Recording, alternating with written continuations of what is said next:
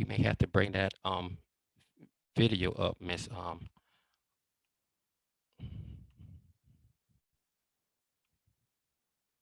see.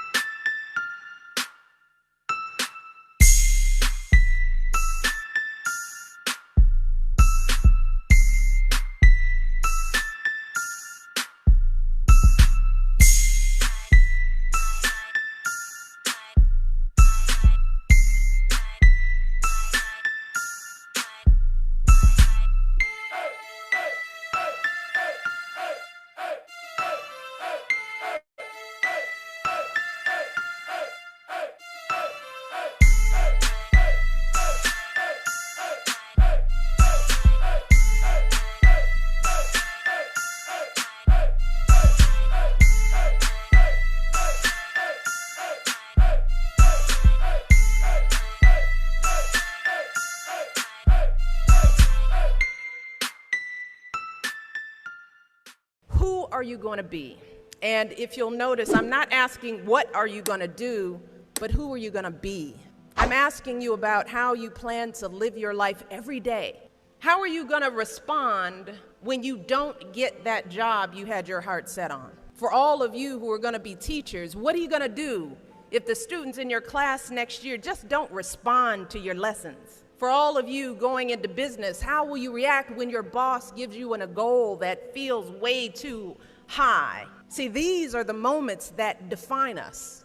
Not the day you get the promotion, not the day you win Teacher of the Year, but the times that force you to claw and scratch and fight just to get through the day. The moments when you get knocked down and you're wondering whether it's even worth it to get back up. See, those are the times when you've got to ask yourself, who am I going to be? And I want to be clear, this isn't just some vague platitude about building character. In recent years, we've actually been seeing a growing body of research that shows that skills like resilience and conscientiousness can be just as important to your success as your test scores or even your IQ. For instance, West Point cadets who scored high on things like grit and determination were more likely to complete basic training than those who ranked high on things like class rank, SAT scores, and physical fitness. So what we're seeing is that if you're willing to dig deep, if you're willing to pick yourself up when you fall, if you're willing to work and work until your weaknesses become your strengths, then you'll develop a set of skills that you can mold and apply to any situation you encounter, any job you might have, any crisis you might confront. But you got to make that choice. And let me just share just a little secret before I end. As someone who has hired and managed hundreds of young people over the course of my career, whether it was during my time as a lawyer, as an administrator, as a university, a nonprofit manager, even now as First Lady, I have never once asked someone I was interviewing to explain a test score or a grade in a class. Never. I have never once made a hire just because someone went to an Ivy League school instead of a state school. Never. What I have looked for is what kind of person you are. Are you a hard worker? Are you reliable? Are you open to other viewpoints? Have you stepped outside of your own self-interest to serve others? Have you found a way to serve our country, whether in uniform or in your community? Again and again, I have seen that those are the qualities that I want on my team, because those are the qualities that move our businesses and schools and our entire country forward. And just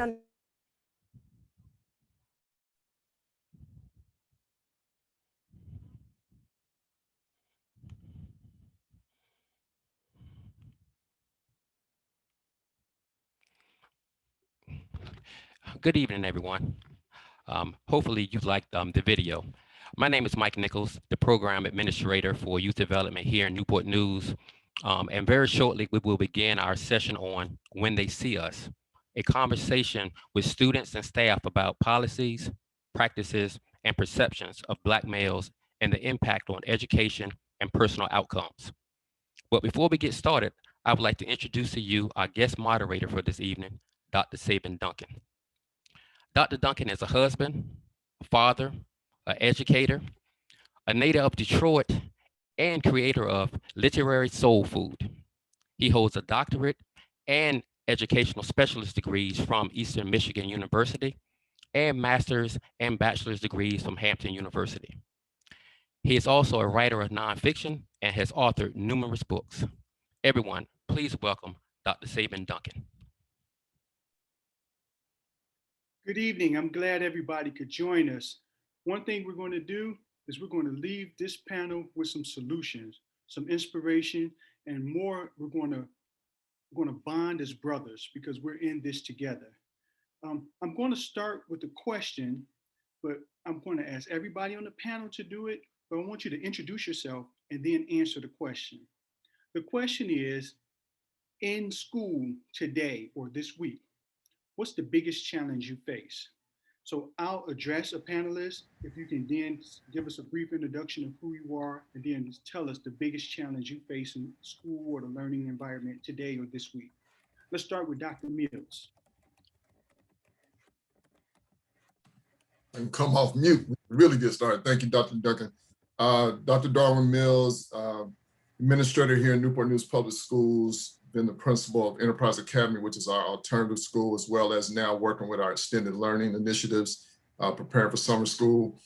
Biggest challenge right now to strap the bat is the pandemic, straight up. Just trying to keep everyone safe with our mitigation strategies, just getting our young folks back into building in a hybrid format. And see Dr. Parker's joined us. So at the end of the day, that's the biggest challenge right now, just keeping our young people safe and then moving the platform forward to ensure that they're educated in an effective manner.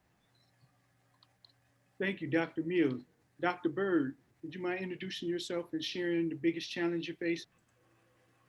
Yes, sir. Thank you, Dr. Duncan. My name is Stinnett Bird. I am the Executive Director of Elementary School Leadership here in Newport News Public Schools. I think the biggest challenge is two-part. One is just the not knowing based on what we're doing with the pandemic. Once upon a time, I felt like, I kind of knew what was going to happen next. But then when the pandemic came, it was an experience that none of us had an opportunity to experience. So there were no experts in the field on how to start school during the pandemic or how to have virtual learning. But a little deeper than that, one of the things that I also saw as a challenge is, watching others kind of miss out on opportunities to take advantage of the opportunities that were left by the pandemic. So a lot of challenges, but there really were some opportunities for our adults and especially our young people to take advantage and really leave an impact. And seeing people miss out on those opportunities was sometimes bothered me because they're out there.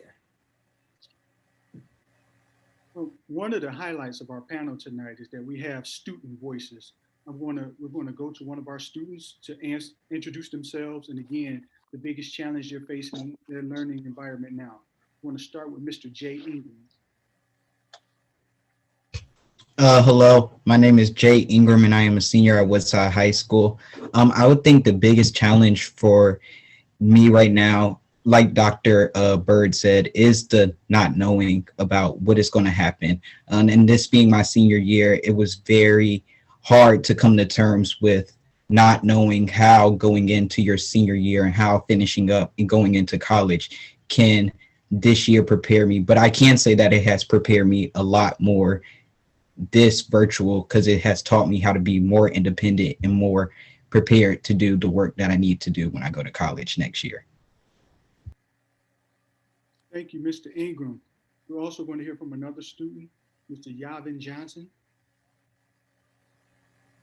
How you all doing? My name is Yavin Johnson and I'm actually a graduate class of 2020. So the biggest challenge for me that year was the same, not knowing we were going to finish the school year when we had to transfer everything to virtual. So it was like a ups and downs with that because we didn't like students weren't there, but we had to be there. So a lot of us weren't showing up to the classes virtually.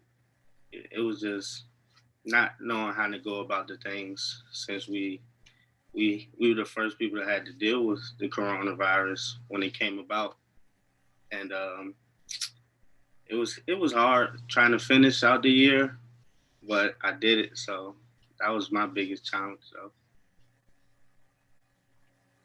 Dr. Ford, could you share? Thank you, Dr. Duncan. Good evening, panel. My name is Dyron Ford, Dr. Ford. I'm the Assistant Principal of Operations at the Woodtastic Woodside High School. I think the biggest challenge for me is really sustaining kind of the creativity to keep our students engaged, both academically and in youth development. So just constantly thinking of ways to keep them going. Jay is one of our students at Woodside, and we're constantly trying to come up with things to keep them motivated, particularly with them coming back in the building. We want to keep that, just keep that going and keep them motivated as they, the students finish out the year. So that's the challenge. So always have a pen and a notepad handy as things pop in my head throughout the night. Thank you, Dr. Ford. Dr. Parker, would you like to share? Well, thank you. Thank you very much. And I'm so glad to be able to join you this evening. I'm actually out of the area and I was worried about the internet connection. In many cases, I would just say that many of our challenges are just trying to meet the needs of our students who are not doing well during a pandemic and under virtual circumstances. We know that some students thrive under these opportunities. As Jay mentioned, it adds to the level of responsibility and commitment to his own education, which will probably benefit him tremendously once he moves on to secondary education. But for so many of our students, we in times like this, without the social connection of school that allows them to really thrive, whether it's their relationships with adults or relationships with students, taking that away, many of our students are really not doing well. And I think that's been the biggest challenge, is how do we meet the needs of a population of students who maybe come back to us very challenged because of the experience that they had over the past few months. And we want to make sure that we're able to prepare them to put their best foot forward. And I think it speaks to the commitment to education that we all must have. Sometimes when things are given freely, you take them for granted. This pandemic has taught us that education is important. Education should be valued. And for those who may not have ignited the flame of independent work, that education that they should thrive for, some are just taking this time as an opportunity to do as little as possible. And I worry about those students. I really lose sleep because of those students, trying to think of what their possibilities will be for the future and opportunities will be for the future if we go this long period without being in face-to-face instruction and not at the level of normalcy. And they come back to us and they're not prepared. I really worry about where they are. So that's my big concern, and my big my mission is to make sure that we're doing a much better job of reaching out to those students to make sure they're better prepared for their future. Thank you, Dr. Parker. We're actually joined on our panel by two Mr. Baylor, so I'm going to differentiate them. We're going to start with Mr. Sterling Bailey. Again, if you can introduce yourself and then share the biggest challenge you're facing in the learning community now. Hello, everyone. My name is Sterling Bailey Jr. I'm the proud and humble SCA president of Heritage High School. Big up to the 5800 family. But a big thing for me that was some trouble was keeping students motivated. Understanding that trying new things, new activities, this pandemic really opened me up creativity. It really opened my mind up to new things, to being different than everyone else. The goal was to just make school fun again, make people enjoy it virtually, and make people actually understand that education is one of the most important things.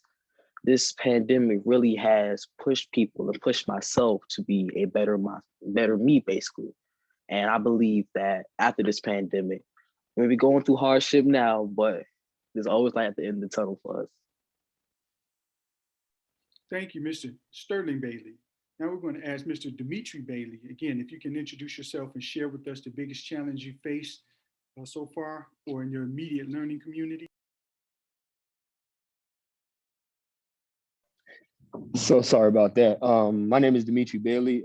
Currently the CEO of Write Your Own Story LLC. So I know I'm probably dressed a little relaxed and comfortable. Shout out to all the doctors with the shirt and ties on. But no, I'm not a student. But as far as some of the difficulties that have been happening in this learning environment right now that we're going through, is just really the interest of the students. It's hard for them to stay engaged or even have anything to attach to. Spoken to a few of them, and they just kind of feel like they're out there on an island by themselves. We have Zoom calls and things of that nature, but just that connectivity that they didn't even realize they missed, and how important it is, that's probably one of the biggest things that I've noticed as of late. Thank you, Mr. Bailey. Now I want to shift gears a bit. Many of you mentioned the current circumstance of learning, the learning environment, dealing with COVID and online learning and virtual learning, the abruptness of it, the quality of instruction, the quality of student participation. I want to add a different dimension. Research is saying that COVID and the virtual learning environment has really taken a toll on the mental health of our students. I'd like for you to share that, and when you share, particularly if you can emphasize something that is relevant as a Black man, right? So, I mean, in this COVID environment, I have daughters, they're here, but socially, how do they engage? And see, and I'm saying this with humor, they love to talk, but they ain't talk to me all day.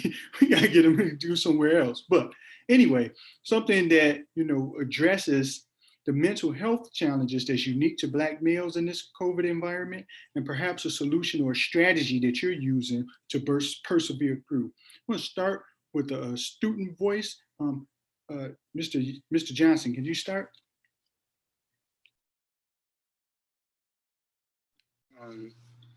Some things I do to keep myself focused. Honestly, I wake up and pray every morning, just because I know how hard it is to be a Black man during these times now. It's not easy. So every day, honestly, I just wake up and pray. That's how I go about my day. Every single day, I wake up and pray. And hope God is leading me in the right way, honestly. Mr. Johnson, it is funny you should say that. I find myself praying more now than I did before. My prayers are different. Yeah. Maybe I'm just getting better at it. At a time now, I was asking for things. Right. My prayers are more like peace. Yeah. They're not tangible things. Did you find your prayers going the same way? Yeah, more so guidance. What should I do? How should I go about certain things? Just. Dr. Bird, would you like to share some of the things, particularly the mental health challenges that we may be facing? Sure. Very, very unique times. And I think a lot of people are struggling with very different things when you put on the lens of the Black male. We are home, we are exposed, we have a lot of interaction with our televisions now, and there was a lot of things on the news that were, very disturbing, especially to the Black male, that we had to process what was happening on TV. We're processing when change in our world is going to come about. We're processing why, people are behaving the way they're doing, whereas, there wasn't that outlet to go to school or go to work or whatever. You were just immersed in everybody giving their opinion about everything through social media and so on. So For me, things that I've done to kind of combat that, and I would suggest others, is exercise.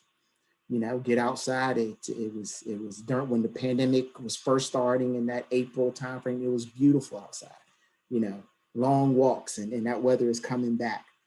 For me, church, music.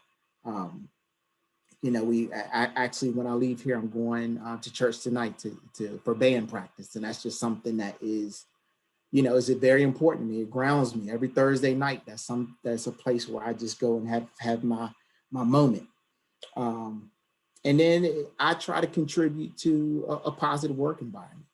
When people come to work, they're bringing in that baggage, and I can bring my baggage into work too, or I can, try to uplift people. I can try to keep people smiling, keep people focused on the fact that it's okay that we don't know the answer.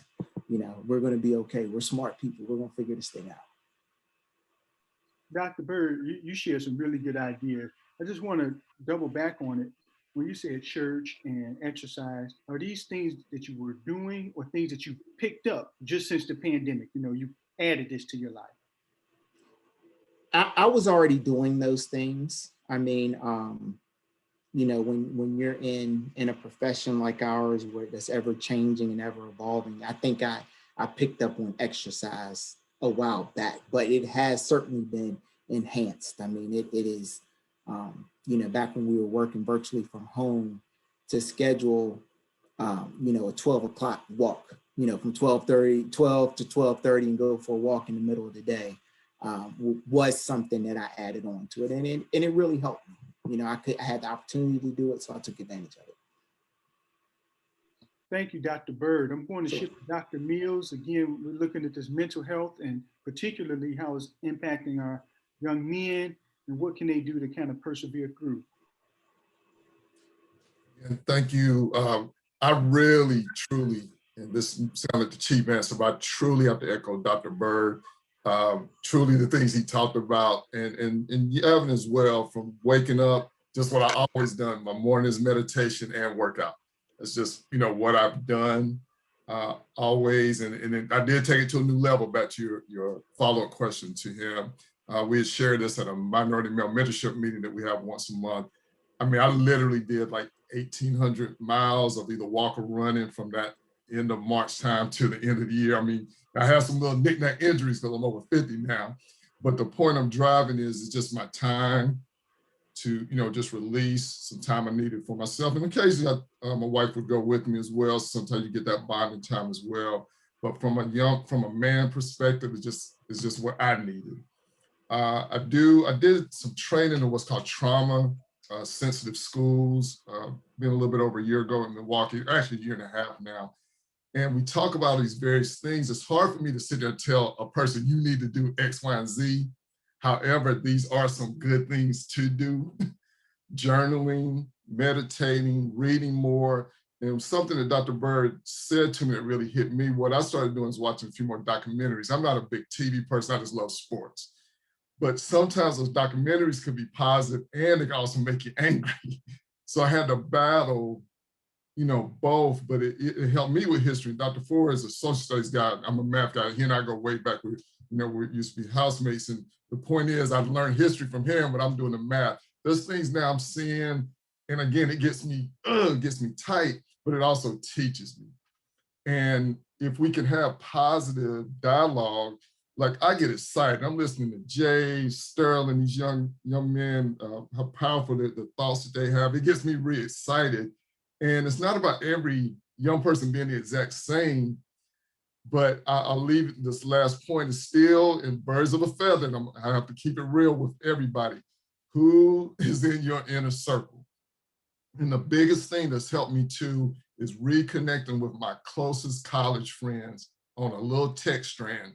And we may go only once every 2 weeks, but I'm gonna leave it right there. It's just the most powerful thing. And we just uplift each other. We disagree on topics, which is fine. You have professors at Duke on the call, realtors, pathologist assistants, sports writers. I'm just keeping it real. This is who I hung with.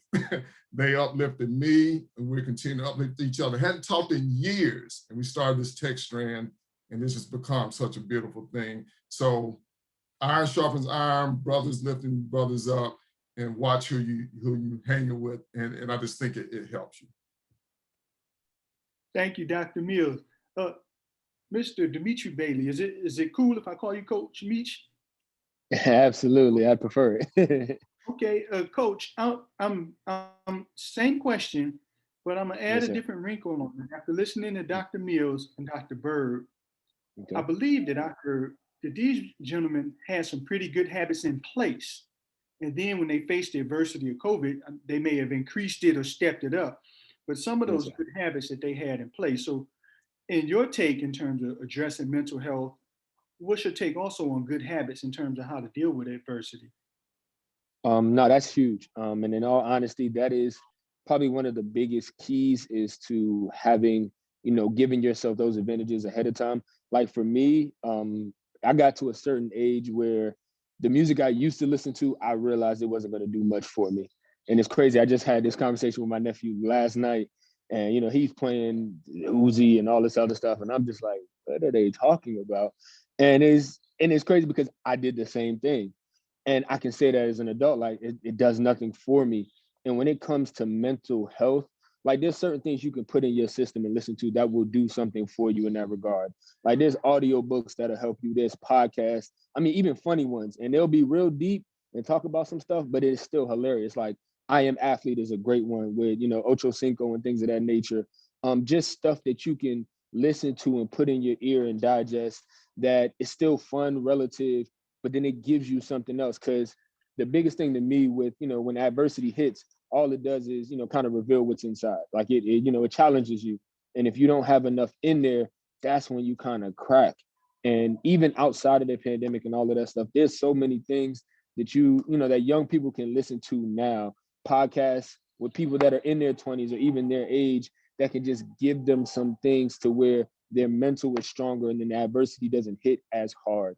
And I know, like Dr. Bird said, a lot of that was had beforehand, but it's not too late. You can still do it. You can set up Zoom chats with your friends and listen to it at the same time. So there's ways to make it happen. But like I said, there's so many things that, will strengthen that mental that you guys can listen to, outside of Uzi and Youngboy and all that. Sometimes they be having y'all sad. I'm gonna just be honest with you. So they be a little in their feelings. I'm right. So Uh, they are definitely in their feelings. I got a 17-year-old. We had a contest of whose music was the most ratchet, and I played my 17-year-old music. She played hers. Mine made me angry, but hers made me sad. Either way, we were both lit. losing. To your point, some audio books, some good podcasts to kind of regenerate our mind. Mr. Sterling Bailey, going back to this notion of mental health, you mentioned in your introduction being the SGA president. So now there's a perspective of mental health in terms of how your peers look to you and then how you're dealing with it yourself. You mind sharing? Yeah, so for me, I'm not a person to always show out and show how I feel about certain things. So you may look at me and say, "Oh, he's happy, he's good." But personally wise, I had to really dig into myself. I had to pray a lot. I'm a church boy. I'm not gonna lie to you. I grew up in the church, Hampton, Newport News, Baptist churches and all that. So I had to really pray sometimes. I had to call some of my mentors up, call Dr. Ford up and Jordan Moody and Pastor Joe Baker, Coach Christopher Moore. I had to call some read my mentors up, read books. I got into reading more. I started learning about financial literacy and just going and doing what you want to do and being a better adult. One of my goals is when this pandemic is over, which I thought would be over in 2 months. I thought once it's over, I'm gonna go out and I'm gonna do all the stuff I want to do. Even though we're still in this pandemic, I'm still able to do what I want to do and thrive. So it really took a lot of work, and especially for Heritage High School, I had to show, make sure you do what you have to do the work that you have to do. You may be mad, you may be angry, but keep pushing, and then things will happen. Thank you, Mr. Bailey. I'm gonna go over to Dr. Ford, similar in the way that Mr. Bailey answered. So there's the mental health awareness that as an administrator, you're aware of what your students are dealing with. You're also aware of this unique population in Black males. But for you to help them, you have to be okay.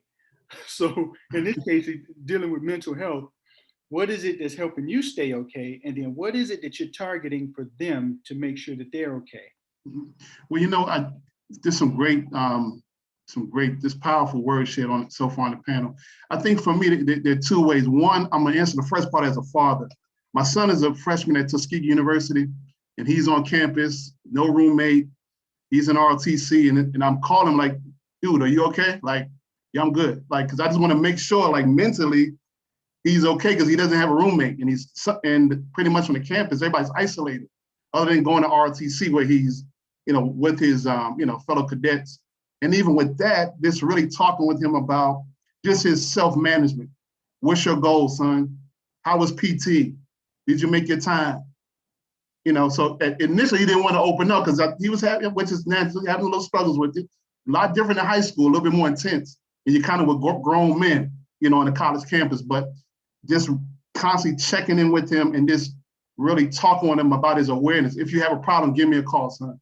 And I started to kind of like just talk with him about that, and then that really helps me to kind of work with the young men. It's the same thing. They're telling you, good, what's going on? There's certain guys that I connect with, hey guys, how's it going? Send them a text, hey, you need anything, just let me know. Even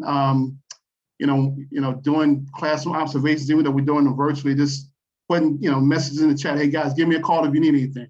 I'm here for you. And I think that's the thing.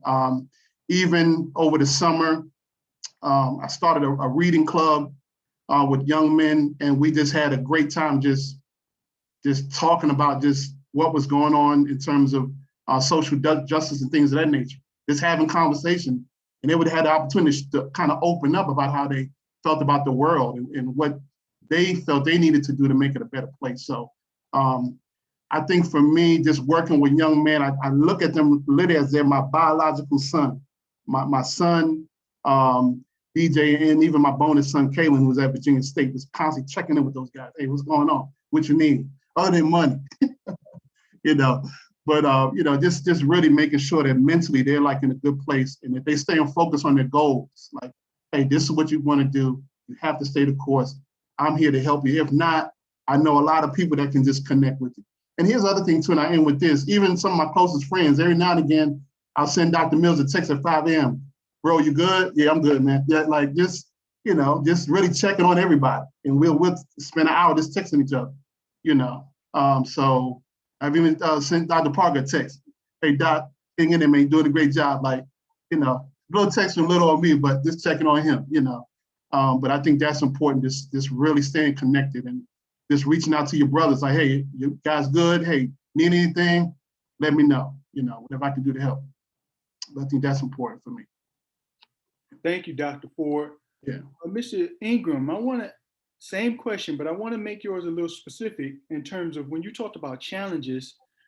The impression I got listening to you is there's a sense of loss. You had these plans of what your senior year would be like, and it's kind of been taken away by things beyond your control. That's impacting you, it's impacting your classmates. So if you feel like sharing how it's impacting you in terms of, is it sad or whatever, but also how are you making it through this time? So that's a good question. Honestly, it was a shock at first when it first came out that virtual for the first 2 marking periods, and they said we'll go back in February. And then it was like, well, then COVID's still going on, so you still have the choice to either go hybrid, but it's still not going to be the same. So for me, I think we all just had to adapt to the situation of what happened. We all had to think about it like it's not going to be a normal senior year, guys, but we have to come to the terms and come to that realization that this is what our life is just for the moment. And so it is a loss. It was sad at first, but I feel like with me, I had a strong support system around me. And I had great people that I could call and I could check up on, and they would call and check up on me and be like, hey, Jay, how are you doing today? Hey, how are you doing? Like, I'm just checking up on you. I know stuff is going on with school and everything. I just want to see how you're doing. And I can honestly say that this COVID situation has showed me that you need strong people, and people that you think are your friends are really not your friends, because when times get tough, they disappear. So this has showed me that you got to make your circle tighter, and you got to make the people that you really think need to be in your life are going to be there for you when the tough times come. So Your circle says a lot about you and makes a difference in how far you go. Dr. Parker, same question, but a little different variation, right? Because we got this mental health, and you concerned about the mental health of your staff, students, particular groups, subgroups. But in all of this, everybody's looking to you for answers. Where does the rock go when the rock has facing challenge? Because there's Mr. Parker, the human being, and Dr. Parker, the professional, right? So how do you, I guess, address the mental health of the people that depend on you as Dr. Parker, Mr. Parker, when you're at home, your own mental health, and those that love you? Well, I'll share, just from a personal standpoint, over this pandemic, I've had a major surgery in October, and I also lost my father in December.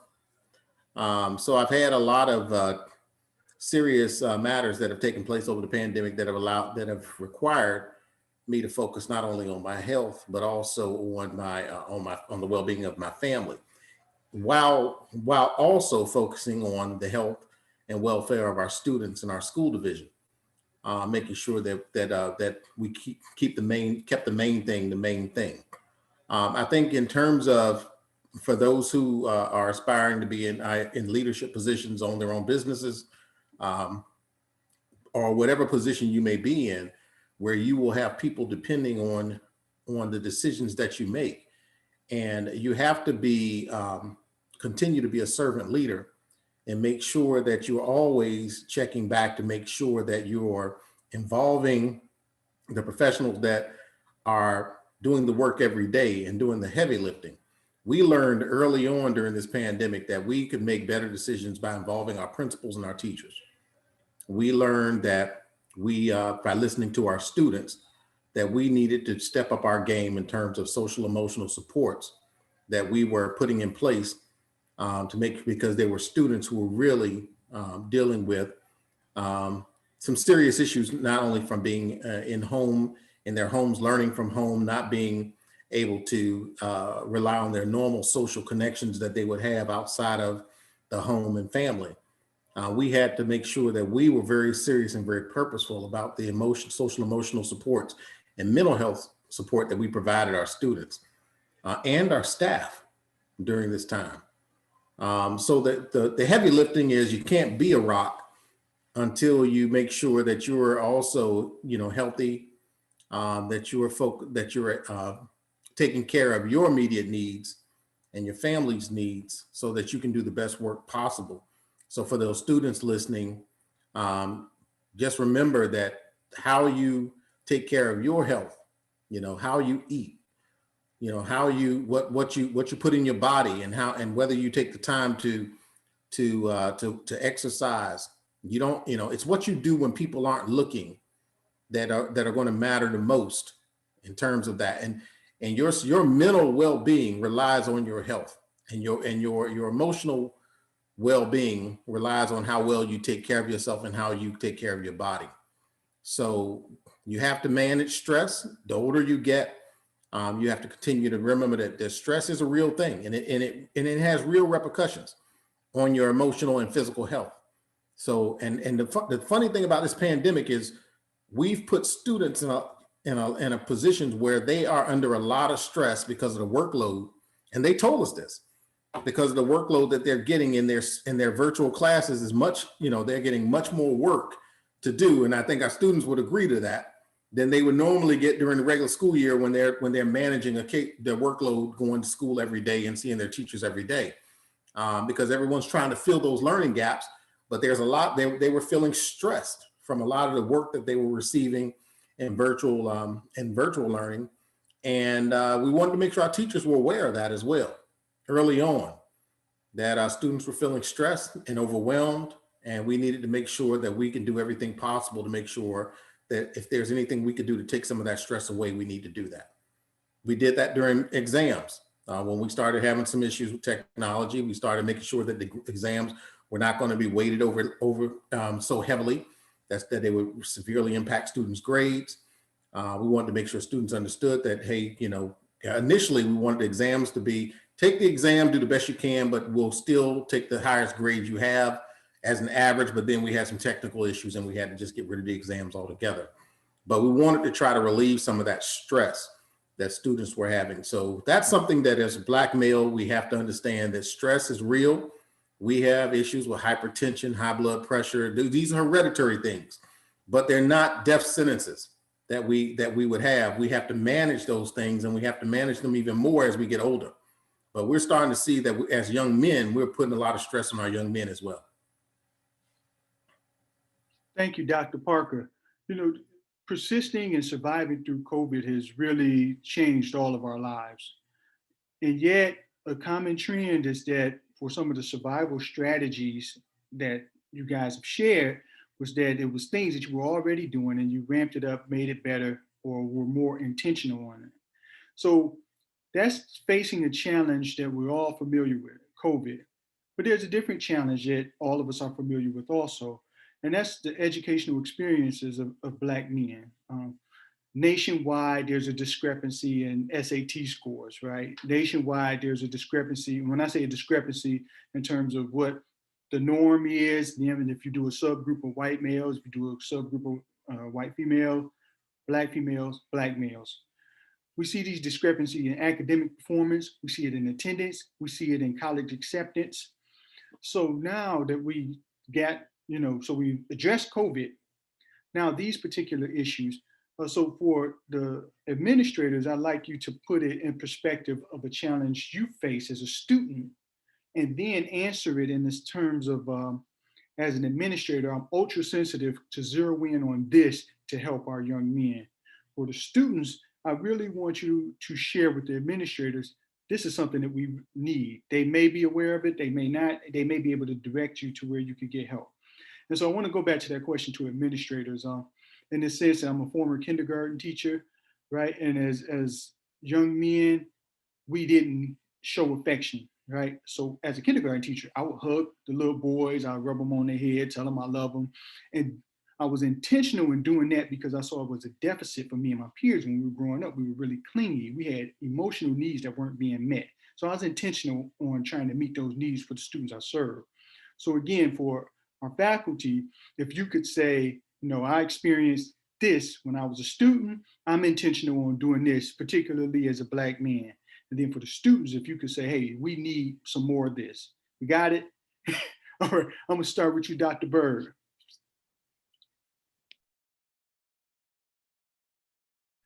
Dr. Bird, you're still on mute. Sorry about that. Okay. All right. So that's a heavy question here. So let's see where to enter this question. Let's start with just the perception of the Black male. And I think a lot of it is there's the side of how we were raised. When you said you hug kids and patted them on the head, when I came through, I was told, you don't want to touch little boys and little girls because you could, what I'm saying? So it was always, a side of things from our elders, from our parents that wanted to protect us from this world, right? So they're protecting us from the world by saying, dress a certain way, don't do this, don't wear a Black hoodie at night walking down the street, talk this way, that kind of thing. And I think, what has happened is some of our younger males may not be able to relate to us, because they see us as different, in reality. We just been kind of trained to behave a certain way so that we can acclimate to this society. One of a very real visual for me was a while back, I used to ride motorcycles. And, you see a whole group of motorcycles come down, I must admit I had a perception about those people. But once I started riding, I mean, these were doctors, lawyers, very impressive people with awesome careers. And, I didn't realize it. I just thought that I was an anomaly, being an educated riding a motorcycle. I didn't realize that, this whole environment was full of brilliant men, And so I know I'm kind of a long way around this because there's so much embedded within this topic to talk about. But, as Black males, we're different. When we talk about those gaps and challenges that are perceived, kids are very different. They have different strengths and different talents. And, our educational system was designed to fit students who kind of fit in this little box right there.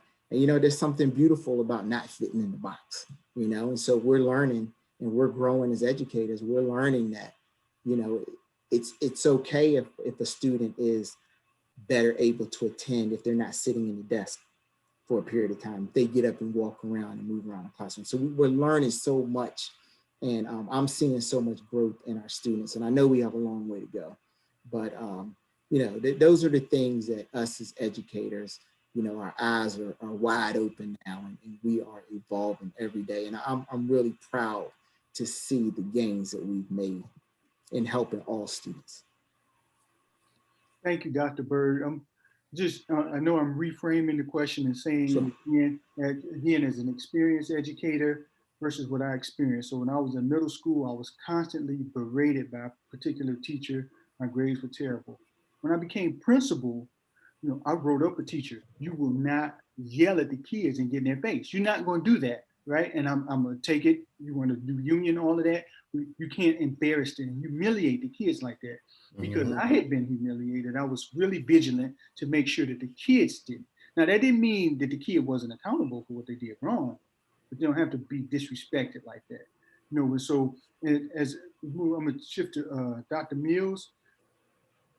Again, an experience you may have had as a Black male that you're now, I guess, sensitive of, targeting, helping to address in your role.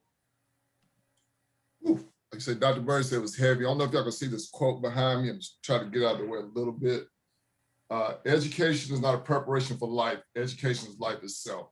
That is a motto I stand on. I'm not a big social media guy, but on Twitter, you'll see that as my opening. And people, when they hear it, see it, they always think I'm talking about formal education, because that's what we are. But I'm just talking about in general. So Ms. Adams asked that we watch this documentary called Black Boys in preparation for this panel, so I had a little time to watch it. And what resonated with me in it tells my life story. And again, it's one of those things I wish I could give it to everybody, but my story, and I'm glad you said, Dr. Bird, it was about going to college, but my point was, this one gentleman said this one thing: Black boys don't need saviors, they just need you to believe in them. And it hit me a little sideways. I wrote my dissertation about collective teacher efficacy and just the whole belief if a whole group of teachers felt they could do something. But I had not remembered my own life. And when they said they don't need saviors, they just need you to believe in them, that's my life. My community, from my mother on everybody, my home church, my nickname is Van. Van, you're gonna be successful, you're gonna do it. I've known this and believed that since I was 5 years old or even younger. That's all I believed, that all of them believed in me. So go do whatever, sing, speak in front of people, you can do it. Get to high school, and I'm a mathematician, I think I mentioned before, I love mathematics. I'm at a 90% white high school. So yeah, I was an athlete too, so that helped me. So I was called an Uncle Tom, you talk white, all that stuff, all that negative. But the point was, I got there in the 9th grade, taking algebra. Many of y'all take algebra in middle school, but my town was so small, we couldn't offer it. So I had to wait. But I take test after test after test, and my teachers graded on all kinds of stuff. You left a parentheses off, they took a point off. So let me not digress too crazy. But I get to the midterm exam as a 9th grader, and I make a 100 on the midterm exam of Algebra 1. My professor was a Duke graduate, white man. I'm probably 1 or 2 or 3 blacks in the class, and he announces, it's my first 100, 14 years of teaching. My head, then everybody wants me to tutor them. And from there, though, my life, the trajectory, I was already feeling it in the community. But I will say this, be careful. What finally got me, and Dr. Parker talked about stress, I used to want to please everybody. And it finally hit me one day. If I could just slow down and make sure I was pleasing myself and doing what I needed to do, then everybody was proud of me. But the expectation of the entire community that you're going to go and be successful, and the peer pressure I tell them I smoked weed at 12, try that foolishness. There's things that I'm not proud of, but even some of my friends at 14 saw something in me and reverse punked me. Why are you smoking weed and drinking alcohol with us? You can tell you don't want to do it. Man up. Basically, they said that way. If you don't want to do it, don't do it. Don't be, this different cat. This is who you are. Take your trajectory and go forward. So I'm gonna leave it there because I know others just have to talk. But it's just that belief. And it just finally dawned on me watching the documentaries that I had a whole lot of people who just straight up believed in me. And I didn't want to let them down, but when I finally realized it was about me, the trajectory of my life went forward. And the HBCU, that's for another day.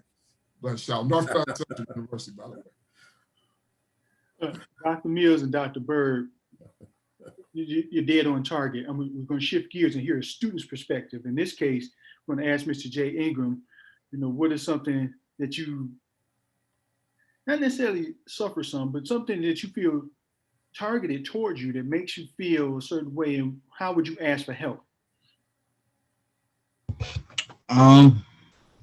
Something that's targeted towards me, I would say the perception that people are raised with of Black males. So when you have like a teacher, sometimes they have the perception of that all Black men aren't intelligent or all Black men aren't able to they aren't able to get a 4.0 GPA, or they aren't able to be in all these extracurricular activities and still maintain their grades. So it's hard as a Black male, and you're working 10 times harder, and you have to go in. And we're always told when you go into a job, you have to be 10 times better than every other person there. You have to be 10 times better than everybody that you're in the environment with. So it's hard thing to know that that is the perception that we as Black men have to go into, that we have to work 10 times harder, and we can't just start off as equal. We can't start off as equivalent to white people, and we can't be equivalent to everyone else. We have to work 10 times harder to reach the status. And then when we reach the status, it can always be, oh no, you didn't get there, you cheated, or you did something else. So they try to knock you back down.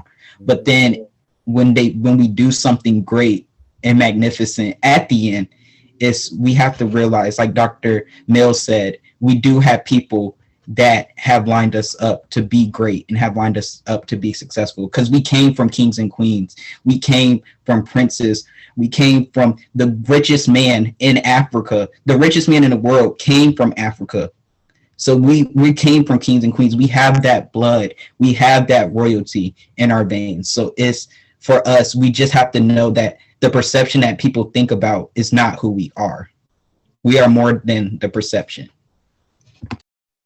Coach Meach, I'm inspired by Mr. Ingram's answer, but in your role, I'm sure you see some young men that aren't addressing it in the way that he is. How would you help those young guys? Well, first, I just got to shout out my baby brother, man. Jay, hey, listen, Jay, you better talk that talk, man. I'm proud of you, boy. But nah, that's heavy, because it really does.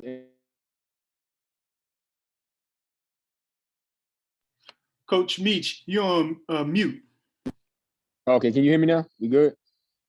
Okay, cool. So alluding to kind of what Dr. Mills said, it's really about that belief, man. It is. Because in all honesty, like, and I know what we're really, we're talking about when they see us, like the perception of us and how they view us. It's not a lot of people that have much to go off of when it comes to Black males, except for what they see on TV. We rap, we shoot, we out late doing bad stuff, we play a sport. Like that's really it. And when you're in an environment that, trying to give you education and teach you some things, and I got these young men who love basketball, but then they got to do the schoolwork too. They can handle criticism from us because I'm a Black man. I know how to talk to you like a Black man. I'm not viewing you any type of way except for that kid over there who needs to play basketball and needs to be told what to do. Like there's no other image in my mind of who you are. So I treat you a certain way, but then they're in the classroom, and then you got to deal with teachers or professors who kind of want to talk to you, or unsure how to speak to you, or if your tone changes, then that might be threatening. Like that's hard. It is very, very hard. And then you see these young men who kind of just, get in line with the perception sometimes. And it sucks. It really does. And I really just can't say enough, like what Dr. Mills said, it's really about how you believe in these young people. Like that is the biggest thing.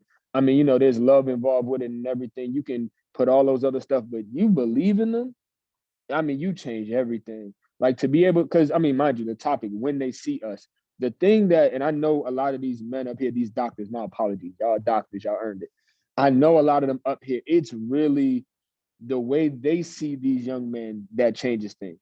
Like that belief, like a lot of times in my position, like I got to see how great these players are, how great these young men are before they get to see it. But there's not enough of that out there. It's, well, I see you as the perception. And that's the part that's hard. So when you get around that more than you get around these Black men up here on this call that can see greatness in a kid that doesn't see it himself, then that's when the big struggle and the disconnect is. But that's our biggest task, and I know that's my biggest task, to really combine the student athlete thing together. I got athletics, which is the hook for them, but then we got to get this student part together as well.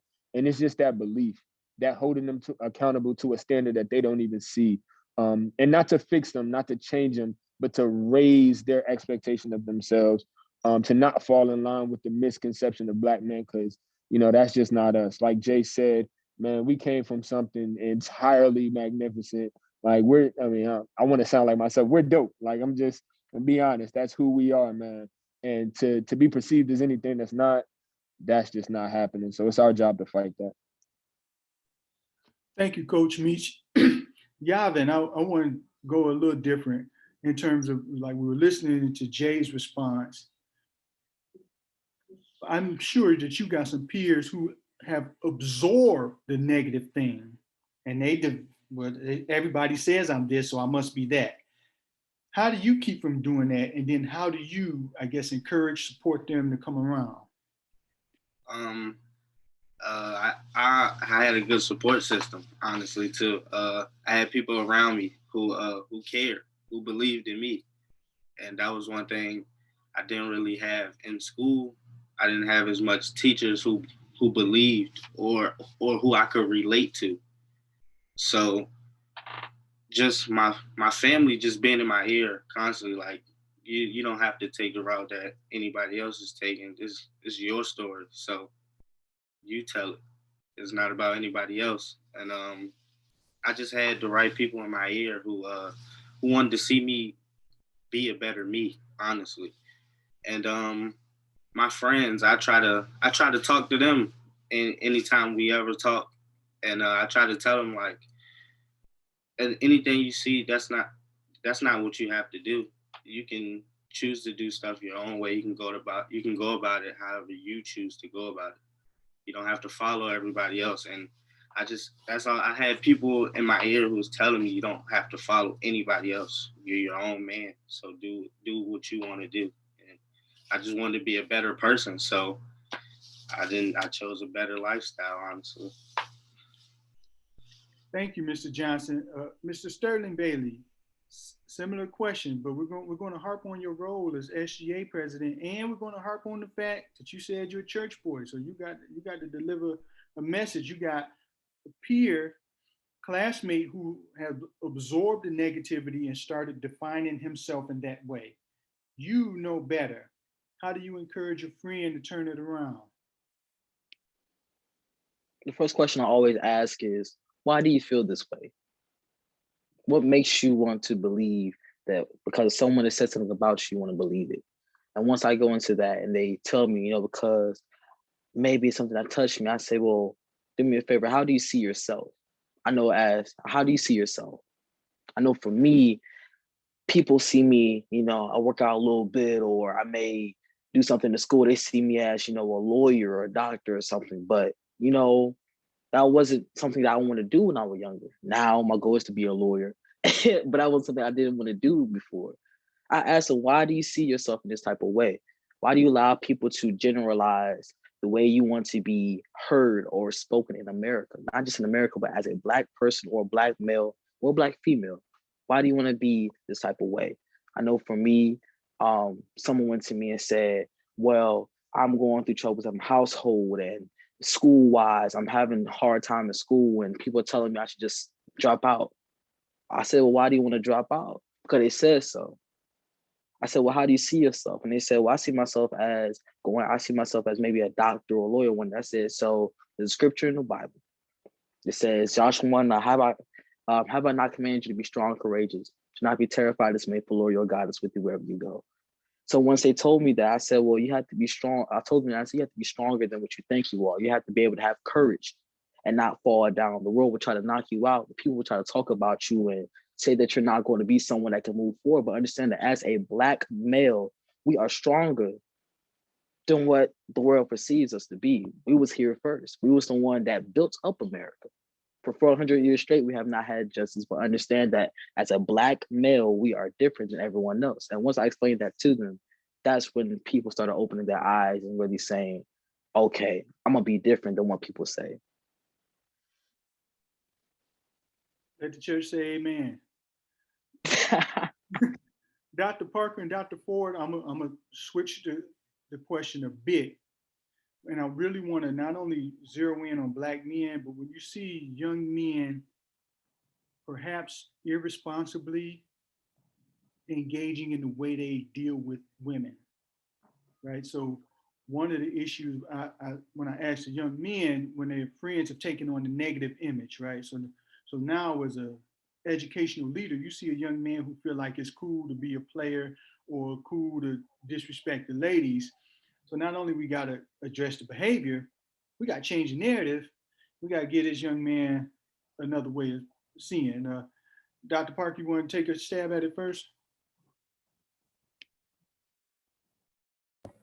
Well, I am going to, knowing that Dr. Ford has raised young men, and I have one, but he has the more experience in this matter. I'm going to defer to Dr. Ford first for these comments. So you hear that, Dr. Ford? I'm deferring to experience tonight. So let you go first. I'm humbled, Doc. Man, that's a powerful question. That's powerful. But here's the thing. And I'm gonna answer this from an administrative lens. And I always say this: see something, say something. So I can be in the hallway and see a young man kissing this girl. I'll say, hey man, come here, why you kissing your girl in front of everybody? Come on, man, show respect. Don't do it like that. Or hey, stop, why you pulling her like that? I'm gonna say something to that young man and say, look, that's not the way you handle that. And even there have been situations where, guys go through situations, the girl breaks up with them and they just gone, they're just like losing it. Come to my office, have a seat. What's up? Let me talk to you. And I just be transparent. Hey, man, we got 1 billion girls in this school. You gotta relax. It's okay. It's okay. Look, just take a break. It's okay to take a break. But the point I'm making is really just to have those conversations, either correcting behavior that's just not appropriate and disrespectful, but then as well, even from an emotional standpoint, it's okay to sit in my office and cry. But you have to take a break, and you got to do this the right way, and really being transparent and sharing this, just sharing this little situations, but just really, talking to the young man, even the young ladies. Hey, why are you talking to him? Come on, man, you do better than that. Like, I'm just being honest with you, But as well, just really pulling that young man to the side, and if I don't say something, then I own it in my school. I own that. If I'm allowing you to do certain things that I know this not right, if I don't address it, that's on me. I have to own it. But I've noticed over the years that guys will say, "Oh, Ford, up my bad. Come on, man. We already had a conversation about this." And I'm gonna even call your mom if I have to, to let her know. Hey, you might need to go to intermittent ISS for a couple of hours so you get your mind right. But I'm just, But the point is, you have to address it. You have to have those conversations. Even with my sons. Hey guys, had a conversation with my son. Look, you can't just be like, I know you're working now, but you can't take everybody out and just spend all your money. Like, you gotta make sure she likes you first. Oh yeah, I thought about that. Like literally, this, it's okay. It's okay. I give you a couple of dollars for the dinner, but let's do it a little bit different. But in all seriousness, I think it's important that as men, we have to address young men, particularly in school, in terms of the right way to do things and the wrong way to do things. In terms of even, hey, your girl getting to class on time, but you're late every day. Let's pull up your grades. Come on, man. Do it the right way. But that's just my feelings about that.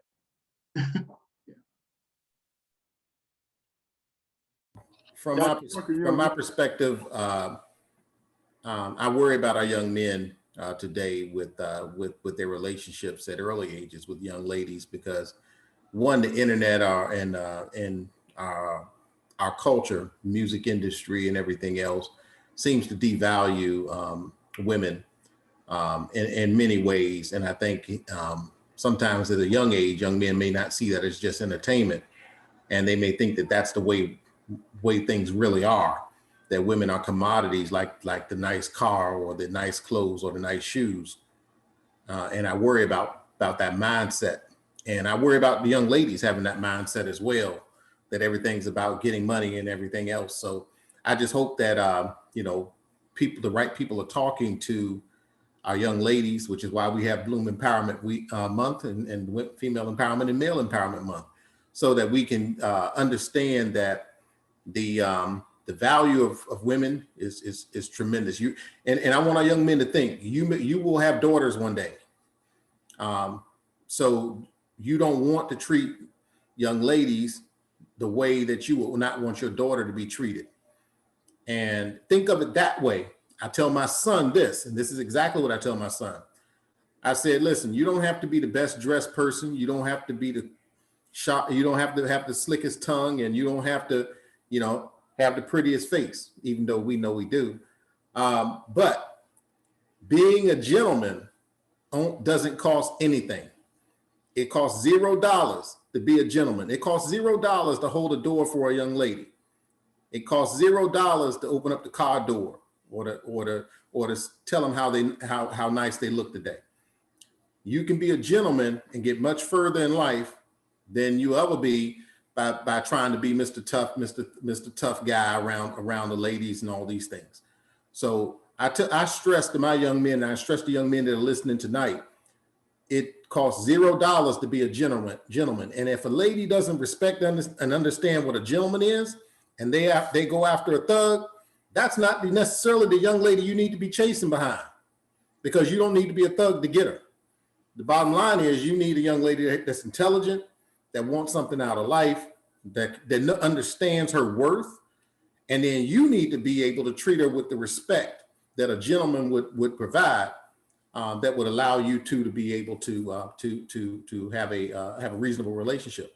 So with that being said, that's really where you need to put it. Don't get caught up in the music and all these other things. I know it's entertainment, but in real life, you want a woman that knows her worth and understands and understands your worth.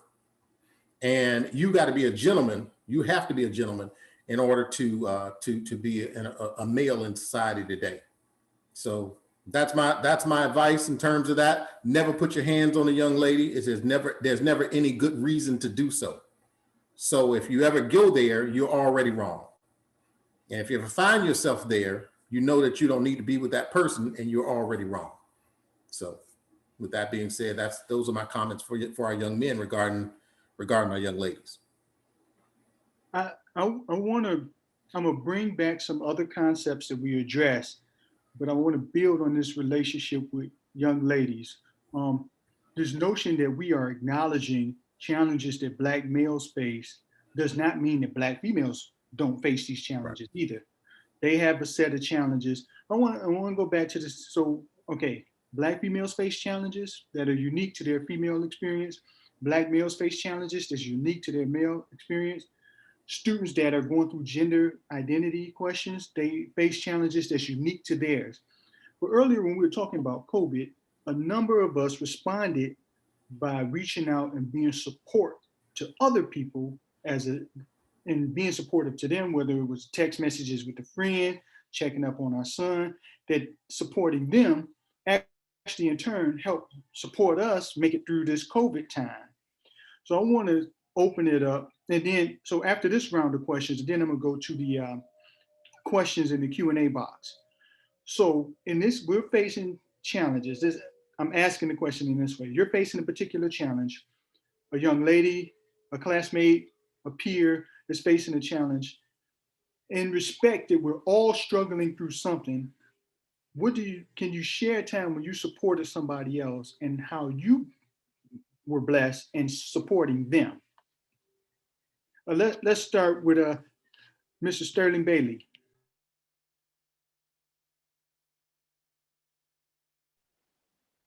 Well, for me, um, there's been times where I've needed um, some type of help or support. Honestly, I've needed that. So with that, I've always had to go to someone who I've known that was in a higher status than me. And with that, I always realize where I have to go to someone who is more mature than me or someone who done what I wanted to do, and I can go to them and they can help me out.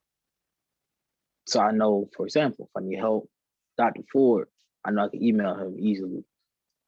I can email him easily, or Dr. Parker, I can email him easily. And with that, I know that I had to go to people, not only go to people, but learn myself. Also, pertaining to what Dr. Parker said, be respectful, be a gentleman, and keep pushing and keep doing what I'm supposed to do as a young male. Thank you. We're going to switch to Dr. Mills. Can you provide an example of, you're struggling with something, maybe your wife, a coworker, they're struggling with something, and in helping them, you end up being blessed. Can you elaborate on that experience? It's not just tough, just, thinking quickly. Wonderful experience of just, being a giver. And Dr. Parker mentioned earlier about just being a servant, period. So I'm gonna answer a little bit different, Dr. Duncan, but the whole point, every time I hear someone think about something like this, is discernment and what a person needs at the time. Unfortunately, we're as leaders, we're problem solvers, but sometimes they just want you to listen. They don't need you solving their problem. So that's one lesson I've really learned a lot and trying to get better at, is just sometimes need your physical presence to be here with me, and vice versa. And don't say anything, just comfort. And that sometimes has been a blessing back, because there I go, stop trying to, back to that fixing stuff. And I saw Dr. Jennings, we call it Dr. J, saw her in the chat about fixing young men. It's the same thing when you deal with people. It's a poem called Spectrum of Love. I wish I could share with everybody, but it talks about these various things. Love is so deep. And sometimes though, you give in or think you need to do something when all I really need is your physical presence, you to listen to me. And then there's occasion you do need some advice too, back to what Sterling was getting at, looking for that. But I'll stop there again because I know others need to talk, but just sometimes just discern. Do you need me to problem solve right now? Do you just need my listening ear and physical presence to be a blessing to you? And a lot of times people, I share this with, when folks have lost loved ones, that's the time. Sometimes they don't need you to say anything, they just need you to be there to support and show that love. Dr. Bird, can you add on that? I've learned from that. I was actually, in my mind, I was thinking a little differently. I had a best friend pass away, and I kind of took on this task of helping his son out. And so through that process, just trying to help this young man, had conversations about the importance of upkeeping the house, helping him to understand like the reality of cost of things, just no awareness of like, with this job, you can't, afford certain things. We gotta evolve so that we can have these things we want. I worked with him and talked to him about investing, something that I think is a gateway for especially our Black men, but everyone, to building generational wealth, making smart investment choices. But Dr. Mills just really helped me to realize that I think I'm gonna call this young man and just listen to him tonight. I've been so busy trying to provide guidance that he's so right that sometimes we need to just listen, make sure we have that connection first, and then slowly ease ourselves into some of these conversations. So Dr. Mills, I want to thank you for the lesson tonight that you've shared with me. I appreciate it. I'm taking a different route now. Yeah, Dr. Mills, that discernment and just listening. I think you preached the message. Mr. Sterling Bailey gonna have to take the offering on that one because that was the sermon there. But Yavin, I want to ask, going back to, I guess, the relationship and supporting a peer, young lady, another peer, and how it turned out to bless you, even though you were helping them.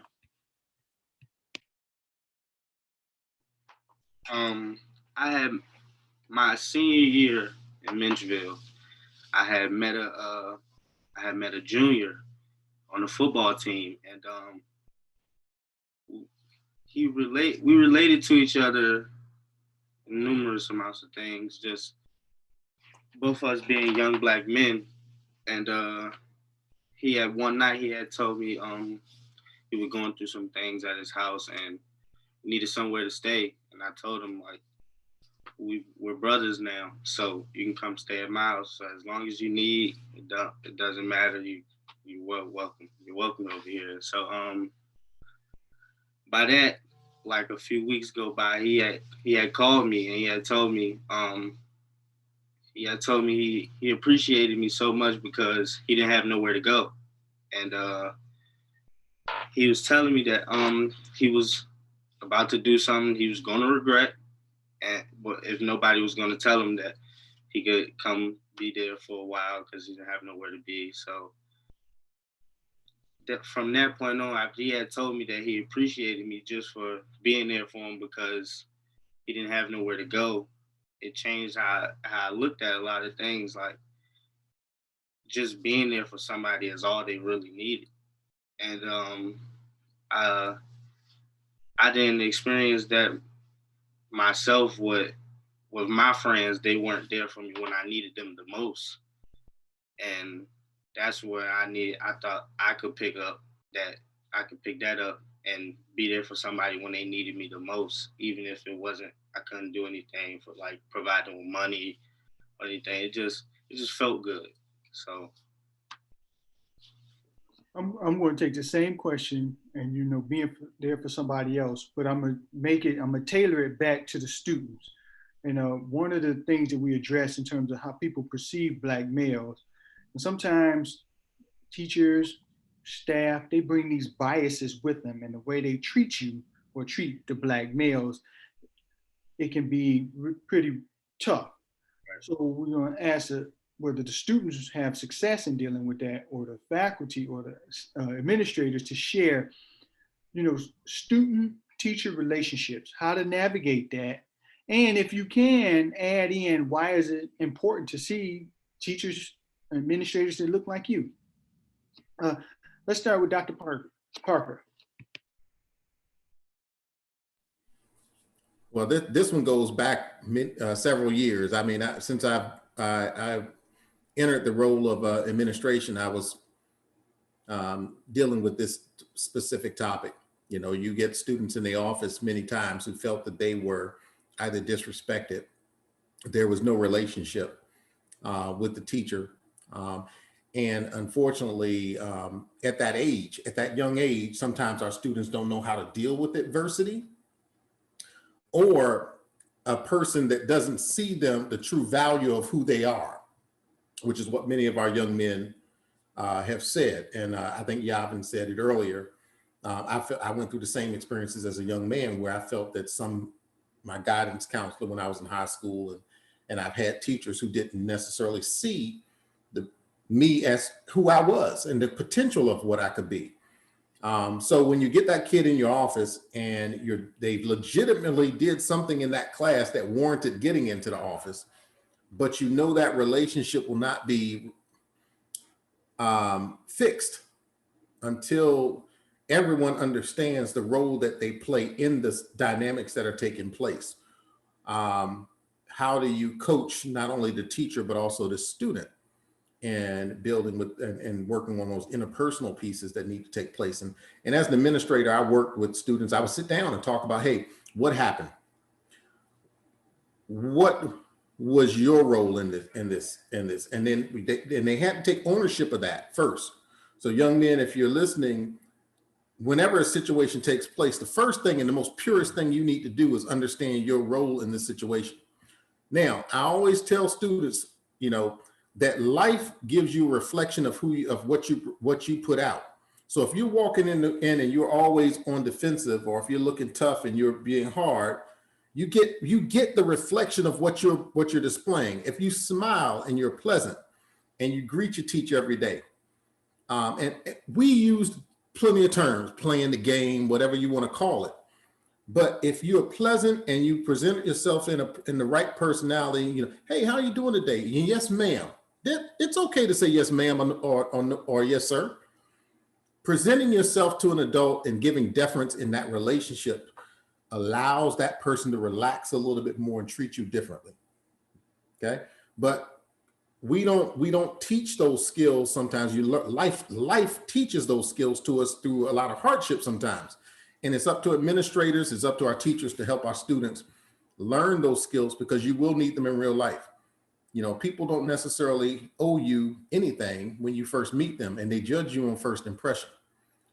Teachers are no different. If you're presented, what you present to them when you're in their classroom is what you may get reflected back at you. That may be in terms of fear, in the terms of disrespect, in the terms of low expectations. But what you're presenting to them you may get that reflected back at you. Now, it's not right all the time. And I can tell you, life is not fair. People are human, but you can change that. The thing you can control is the smile on your face, the attitude you bring to the classroom, and giving a little bit of deference to that person who's in charge and who's your instructor and teaching you every day. And I can tell you now that you'll get a better reflection from the adults that you're dealing with if you learn those skills early enough. It's not kissing up. It's not kissing up. It's understanding human relationships and how you can control the dynamics around you. So I don't want to take up any more time, but that's basically how I have those conversations with students as an administrator when they used to come to the office. And then we would talk about how to fix it. So spend a little bit of time talking about how to fix the problem. Thanks, Dr. Parker. Coach Meach, let's say one of your players come to you and they feel like a teacher is picking on them, but they confide in you. They're angry or whatever, however they feel. What do you do for him, I guess, and then how do you address it with the teacher? That's it's a very valid question, because that definitely happens in sports, and especially with athletes. We get a lot of teachers who, just put them in the category of being athletes. Oh, I gotta treat you a certain way because you play a sport, and oh yeah, okay, so you think you just gonna get over in my class? Or I mean, even to Dr. Parker's point, like I've had students that I know for a fact are very respectful, but then the teachers look at it as, oh, you trying to scheme me? And that's not the case, but it's just a perception.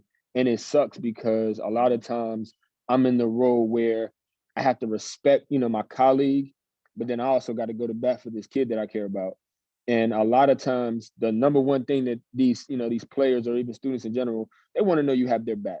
Like my students can be wrong, my players can be wrong, but I still have their back. Like that's just, that goes without saying. I could deal with them being wrong on the back end, them running between them lines, that's easy to fix. But at the same time, it's just having their back to understand. And like Dr. Mills said, listening to their perspective first, understanding, and then kind of being that bridge between them and the teacher.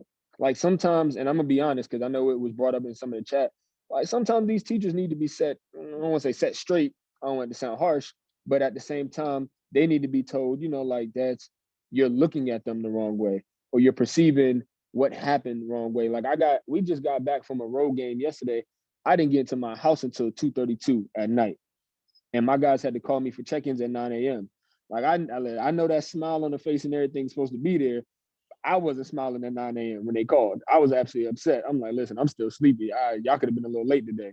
So it's like there's a lot that goes into it. And I think the biggest thing, one, there needs to be some type of empathy between teachers and Black males. It just has to. And then a little bit of grace.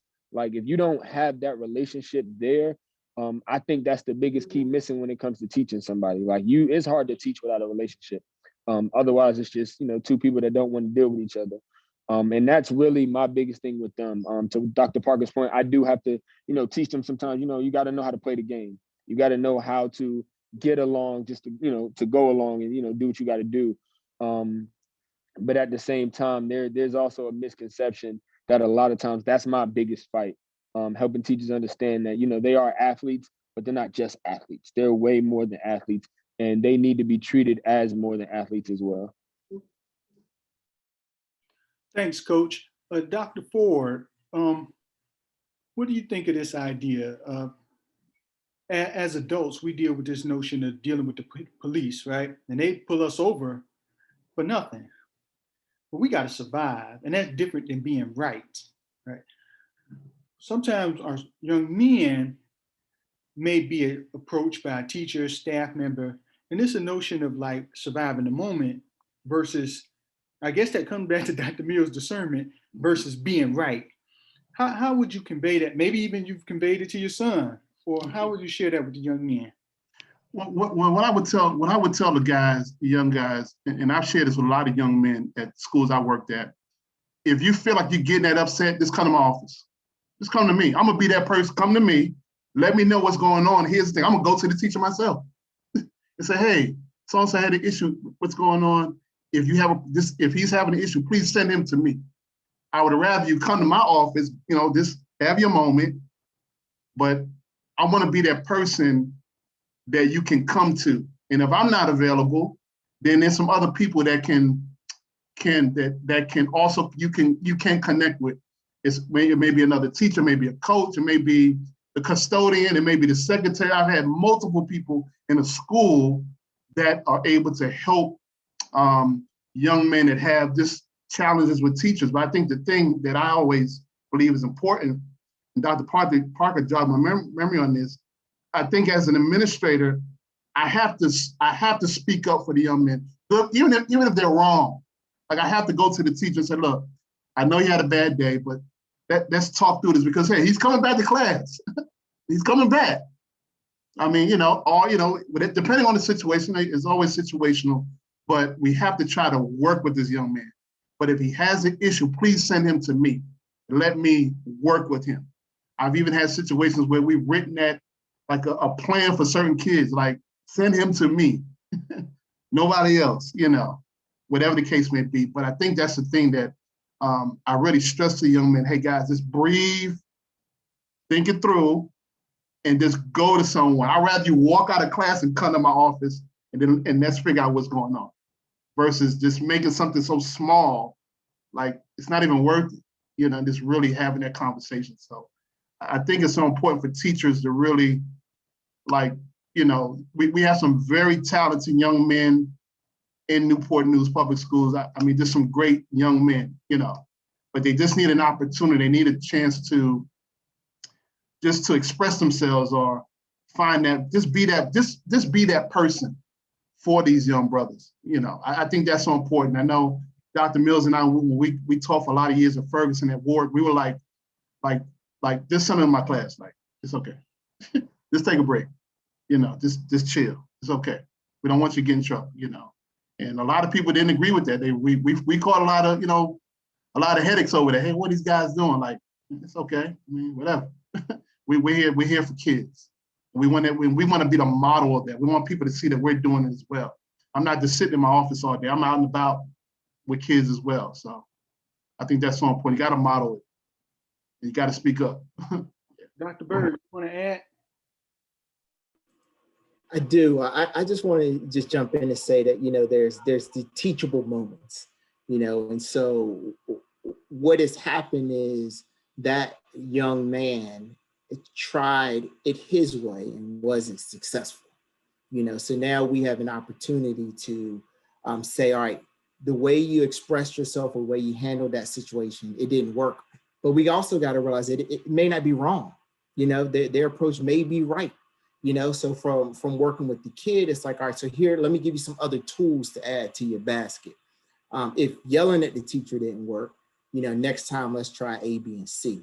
But I think what the big piece that Dr. Ford is getting to is there's another side that we also got to go back and take a teachable moment with. And sometimes it's the adult, and for many years, I don't think we actually went back to the adult to say, here's what this person's trying to say. Let me coach you on why they came at you that way. Let me help you understand this. And so, once again, another one of those shifts that's kind of taking place in education. Because I mean, really, 20 years ago, teacher was always right. We only work with the kid and that was it. But we got to educate adults too. There's teachable moments on both sides. Thank you, Dr. Bird. As we wrap up, I'm going to try to add one of the questions from the Q&A, and it was like, what classes or courses that you go to for support? So I want to ask that to the students, but I'm asking it in the sense of, all right, the people who are listening, what's something they can do tomorrow to kind of improve their circumstance, whether it's how they deal with COVID stress, how they deal with stress in school, the loss of their senior year. So let's start with Mr. Ingram. Where do you go for support, or are there courses or support places besides Dr. Ford's office where you can get some support? Um, for me, it's the bond that I built with my teachers. So like Dr. Parker said, the relationship that I have with my teachers depend on like that subject. I go into a class, and if my teacher tells me like, good morning, hey Jay, how are you doing? Like, just want to see how you're doing, just checking up on you today. Then it's that relationship that you start to build over time. And I feel like depending on the subject and depending on like the teacher and your interaction with them, that's how you start to build that type of relationship with them. For me, mine is really like my history teacher. Cause like I know like if I go and talk to him, I'll be like, hey, like Mr. Reed, like I need a minute. Can I come sit down in here? Like I just need a minute. And he'll be like, yeah, Jay, just sit down, take a breath, and we'll talk in a minute. And then we'll talk it out. And he'll tell me like, you could have handled it a different way. But then he's like, but I also see where you're coming from too. And so it's just those conversations and having that person that wants to sit down and wants to talk to you, wants to actually make sure that you're doing okay going through these processes. And we do need advocates, black men being there to help us get through these situations and being there to actually be in that situation that we don't have to go to anybody else. We can go to them and talk to them about it because they can understand and they can relate back to us of what we're going through. Mr. Sterling Bailey, would you like to add where you go to for support, whether it's a course or a place in school or beyond? So I have two things. One, I have a lot of mentors at my school. Like I have a lot. Cause I like to look up to Black excellence. And if I know that you are in a higher position than me or you've done more than me, I always like to go to you, just introduce myself, just tell you, hello, my name is Sterling. I'm in a group also called the AAA program. I'm actually glad to be the humble president of that group as well, where we talk to students about motivation with the leaders of that group. I go to them as well. I may be the president, but I also need help. So I go to the leaders of that group. One leader is a Pastor Joseph Baker. Then we have a basketball coach who father was one of the greatest basketball coaches ever. And now he's the son, Coach Christopher Moore. I go to him and they give me mentorship and they help me out with advice and they tell me what I should do. And it really keeps me calm when things get rough for me. Mr. Yavin Johnson, would you like to add in terms of telling your peers a support place or class or course they can take for support? While I was at Minchville, I had a couple teachers who actually cared and believed in me. So I used them as my support system. I'll go to them whenever I'm having a bad day. I had some administration who was there who cared. I would go to them if I just wasn't feeling it. So I had a couple teachers that I would go sit and talk to, tell them even if it's something going on at home, they had the time to listen. They didn't ever judge me. They cared. So I had a couple people who had my back that I used as my support system. Thank you. So we're going to go to the administrators. Same question, but it's almost question, answer, concluding statement. So Dr. Mills, in this case, Mr. Bailey brought up the AAA. So I'm going to say that as a resource that's available to students, but maybe everybody don't know about it, but it could be supportive. Dr. Mills, are there support places, classes, things that students can engage in that can help them? Yeah, I think each school has their own, connection point. And praise to Dr. Parker and now with Ms. Adams and Dr. Ford for bringing RISE together. That's what this is all about. And what we've been trying to create is that network of support. But I do believe, unfortunately, it does look different at each school. And the more consistent we can get that to these young men, the better we're going to be. And I think we're well on our way. And this is part of it. But it does take that advocate. And again, I know we're on that time crunch. I'd put one thing, Dr. Doug, if you don't mind, I'm just going to just tell you off just for a second. The one thing I was talking about, because somebody asked me before, behavior itself is communication. I was going crazy when Dr. Parker was giving those nuggets because he gave the end that we learned is play the game, do those types of things. But for every adult out there, behavior is communication. And I'm not giving these young men a pass because I get mad too, but even if they curse at you, there's communication. And the one thing that Dr. Parker said, if you start, what's wrong with you? What happened is how we reapproach them. So for every adult listening, I'm preaching to myself, trust me, how you approach, because once they get to you, and Dr. Ford was getting at that little molehill becomes a mountain real quick, just on how we react. And all they're doing is trying to communicate. And unfortunately, Black people got to work on ourselves. We can't fight all the time. You're not in the corner. You're not in trouble. I bring a young man in the office. He already, what'd I do? Because they're so used to being in trouble. All I want to do is tell you did a great job today. But we're so accustomed to being in trouble and having to fight. So I just wanted to throw that out. There's different support mechanisms, but adults, behavior is communication. They're telling you something. They're trying to share something with you. Listen to them. Thank y'all. Sorry, I went on mute. The young men, Yavin, Jay, Sterling, oh my God. Appreciate y'all. Y'all been awesome. Adults too, but seeing those young men, awesome. Thank you. Coach Meach, can you elaborate? No, definitely. And I do want to echo what Dr. Mills said. RISE is going to be, that support system that they can go to. And even just knowing, like, even as students, and for those who, ask the question, there's ways to find out, what teachers or administrators, have that type of heart. Like the kids talk, like they'll let you know in a heartbeat, like, you need to go see such and such. Like, just go to her office real quick. She'll talk to you. She don't care who you are. Like I know when I was working at Menchville, and shout out to Chris Moore. It was actually his mom that I was working with, Miss Moore. And she was doing Gear Up, and man, that lady is phenomenal. We'd have students come in the room angry, furious, and fussing at her. And she just this nice, tender-hearted lady. And I'm looking at her like, I was younger at the time. I'm like, you want me to handle that? Because they shouldn't be talking to you like that. And she would just be able to break those barriers down, literally because of how much she cared. Like she would let them get it out and still hear them out and then give those nuggets that they needed to, kind of keep it moving.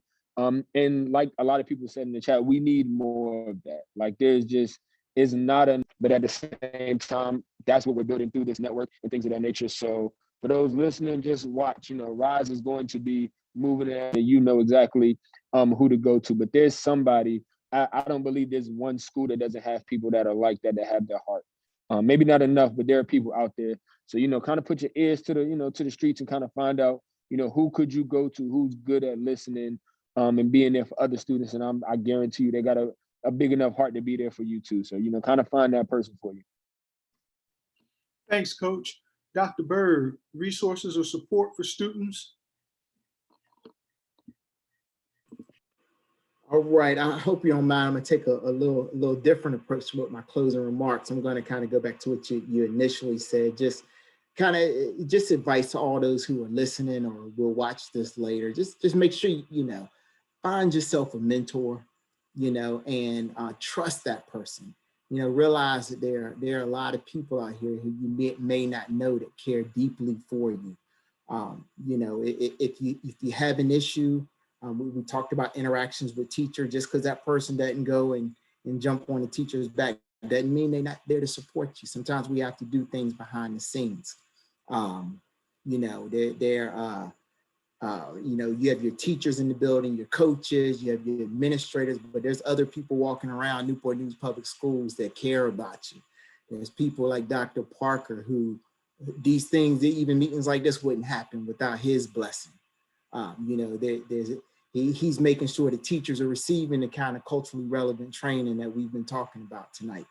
And if you accidentally ask them, you see him in your building and you ask him how to invest some money, he'll give you some real lessons real quick, because he cares about you. So you never know. I'm in buildings all the time. I speak to kids and I get it. Y'all don't know me, so you might not speak back to me. But, if you take a chance and say, I'm doing fine, how are you? How was your day? You never know. You never know what that conversation could turn into. There's people out here that, like I said, care deeply for you. I hope you see that tonight. Thank you, everyone. Dr. Ford? Thank you. I just want to end it really quick. For the young men out there, I want to leave you with a quote from Malcolm X. And he always said, think for yourself, listen for yourself, and see for yourself. So that's what it's all about at the end of the day. Stay the course and stick to your goals and what you want to do. For the teachers and other educators out there, particularly, here's the thing. I always use coach the intangibles. Yeah, you have to have professional knowledge, instruction delivery, assessment. I get all that, but you really the achievement is through the intangibles, relationships, saying good morning. I think Jay mentioned that. Giving good feedback. Hey, did a great job. Keep working. Those intangible things is what our young men need. They need the intangibles. So really focus on the intangibles. Those are the things I think can help you really make connections with young African-American males. That's the key, because we're relational people. We're relational. We want to know that you care about us. And yeah, all the other things are important. The SOL, curriculum, I get all that. All that's important. I'm sorry, Dr. Park. All that's important, but it's the intangibles. That's the stuff that's going to get these young men where they need to be academically. They have to know that you're behind them and you're willing to work with them at the end of the day. So that's what I want to leave. It's all about the intangibles. Thank you, guys. It was great. Thank you, Dr. Ford. Dr. Parker, last man at bat, bottom of the ninth. Bases is loaded. Right. These guys did a wonderful job, and I just want to commend Jay, Jay Sterling and Yavin for you guys are great. I mean, if I had the wisdom that you guys had when I was your age, I don't even know where I would be right now. I think I'm with a lot of young men who had to find their way, and I think many of us, the mentors here, we had to find our way. Some of us with more support than others, and some with us very little. So I'm just speaking, if I was to those young men, if I was your age right now, getting support, the first thing I had to realize when I was your age is not what I wanted to be sometimes, it was what I did not want to be.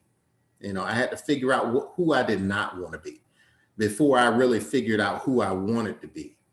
And I speak to that because I was hanging around a lot of guys that were supposedly cool and doing some things, but I realized that it would get me nowhere.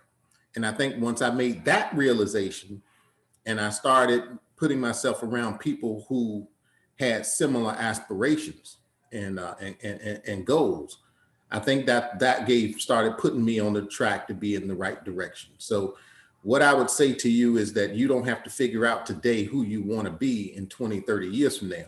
What you really need to figure out right now is who you do not want to be. And I think that puts you on the track.